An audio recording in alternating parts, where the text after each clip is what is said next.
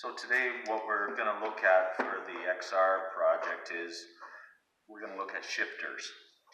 Now the nice thing about the XR shifter is that really it's a Sportster shifter. So what I'm going to tell you today, it'll apply to a Sportster or an ironhead.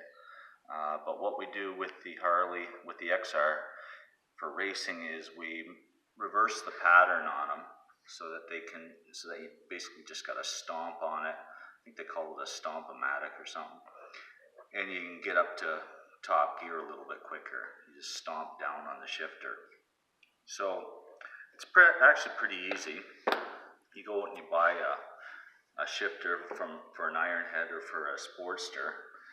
And there's three different styles actually. I should show you that. There's the kind that has, the early ones that have these little divots in here.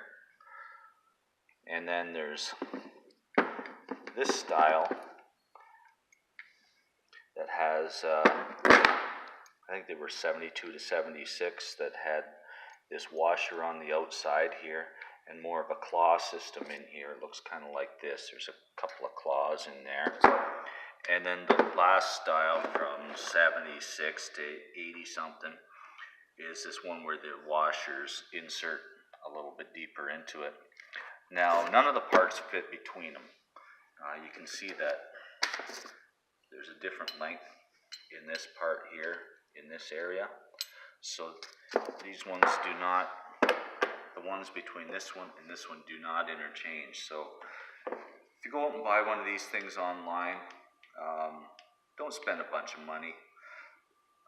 These guys that say that they rebuild these things, there's nothing really to rebuild. You just clean them up, and so don't spend a bunch of money, because all you're going to get is something that's all sandblasted, and you're just going to kind of pollute your crankcase oil with a bunch of glass beads or something. So just get a good used one for $50 or $75 and work with it. Some guys are charging $300 for these things, and there's no point in it really.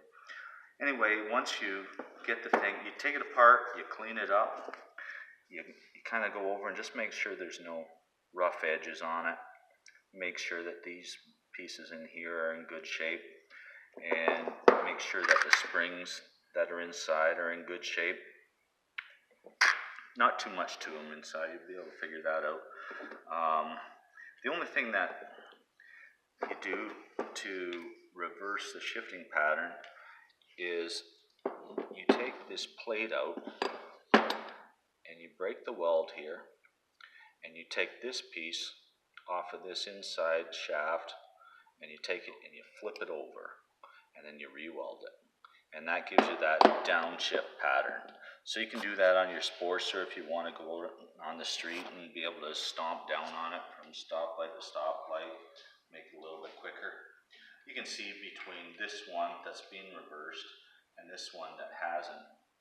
If you compare these two, see this sharp edge right here?